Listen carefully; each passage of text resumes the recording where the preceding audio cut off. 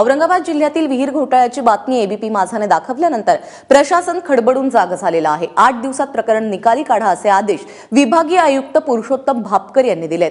680 शेतकऱ्यांना विहिरीसाठी 3 लाखांचं अनुदान मिळणार असल्याचं भापकर यांनी सांगितलंय। ज्या अधिकाऱ्यांनी पैसे खाल्ले त्यांना नोटीस बजावण्यात येणार असून त्यांच्या चौकशीला देखील सुरुवात होणार आहे। एबीपी माझाने बातमी दाखवताच विभागीय आयुक्तांनी तात्काळ आज उपजिल्हाधिकारी आणि गटविकास अधिकाऱ्यांची बैठक बोलावली।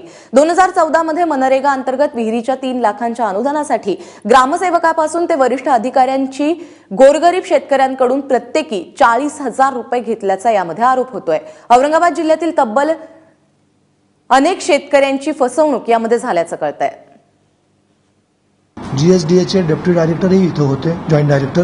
त्यांनी सांगितलं की आम्ही त्या भागात त्या गावामध्ये जी लिस्ट येते कॉमन लिस्ट, त्या कॉमन लिस्टला आम्ही परवानगी देतो, इंडिव्हिज्युअल केसमध्ये देत नाहीत। अशी लिस्ट करून ह्या 380 रद्द केलेल्या प्रकरण आहेत त्याची माहिती घेऊन तपासणी करून कशामुळे रद्द केल्या ती कारणं पुढे घ्यायची, ती कारणं दूर करायची, ह्या विहिरी मंजूर करायच्या। हा नंबर 1 मुद्दा या आठवडाभरामध्ये कार्यवाही करण्यासाठी सांगितलेला आहे।